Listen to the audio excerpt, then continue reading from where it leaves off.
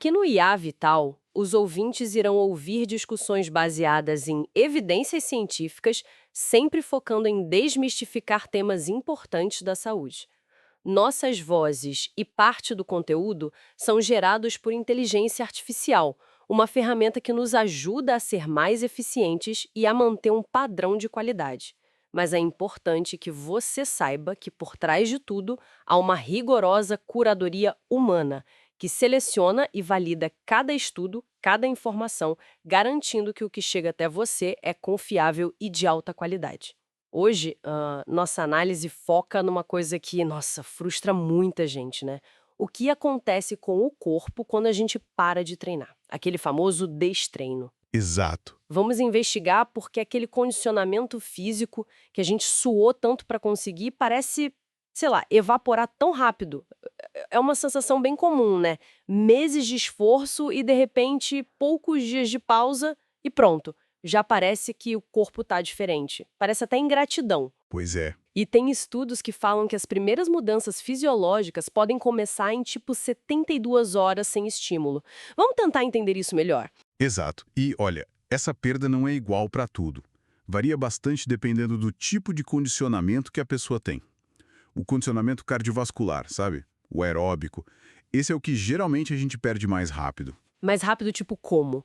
Dá pra ter uma ideia? Olha, para ter uma noção, o VO2 máximo, que é basicamente a capacidade do corpo de usar oxigênio no exercício, né? Certo.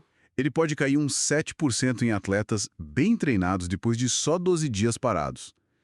Em pessoas comuns, assim, com um condicionamento normal, pode voltar ao nível que era antes de começar a treinar em menos de 8 semanas. Nossa, menos de 2 meses. É. E o mais fascinante, talvez, é a causa principal disso no começo. É uma redução no volume de sangue e plasma. Isso começa a diminuir, assim, significativamente já nas primeiras 48 horas sem treino. Caramba, 48 horas, 2 dias. Impressionante como o sistema cardiovascular responde rápido. E a força muscular? Ela aguenta um pouco mais ou não? Sim, sim, a força muscular tende a ser mais resiliente, digamos. Embora a perda também comece cedo, tá? Mas as quedas mais significativas na força mesmo, elas demoram um pouco mais para aparecer. Entendi. Por exemplo, depois de umas 12 semanas sem treinar força, aí já fica bem claro que a pessoa consegue levantar menos peso. No início, isso acontece muito por uma menor ativação das fibras musculares pelo cérebro. É como se o sinal, sabe?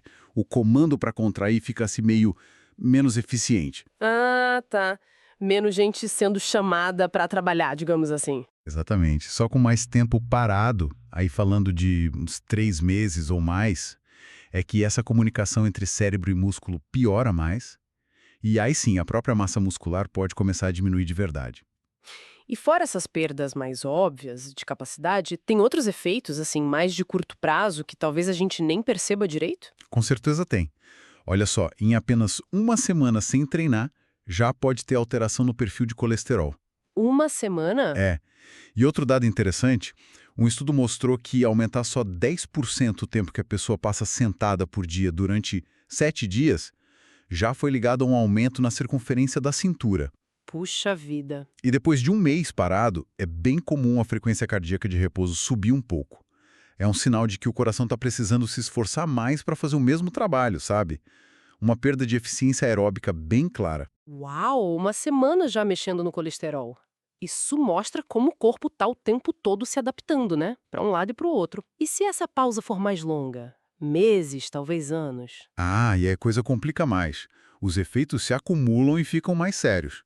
Se a gente olha o quadro geral, essa inatividade prolongada leva a uma perda muscular mais rápida. E isso, infelizmente, piora com o envelhecimento. Hum. A densidade óssea também tende a cair, o que aumenta o risco de osteoporose lá na frente.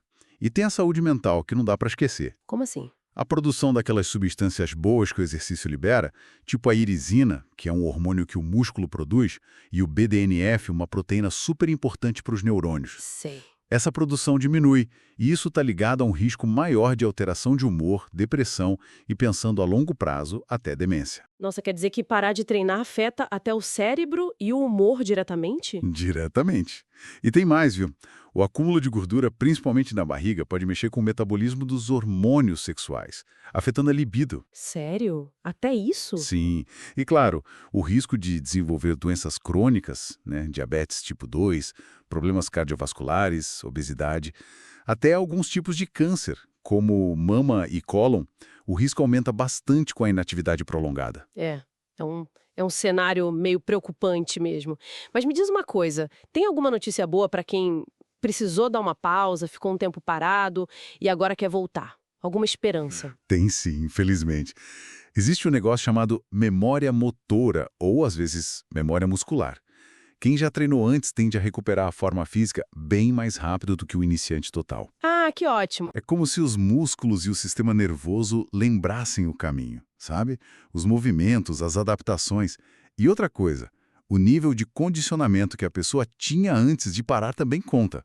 Geralmente, quanto melhor a pessoa estava, mais devagar ela perde nas primeiras semanas.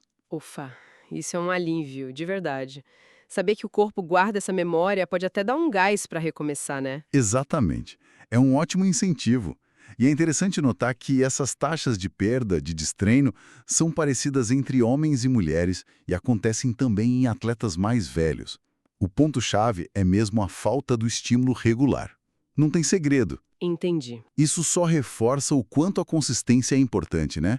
Manter algum nível de atividade, mesmo que seja menos intenso ou com menos frequência do que antes, quase sempre é muito melhor do que parar de vez. Faz todo sentido.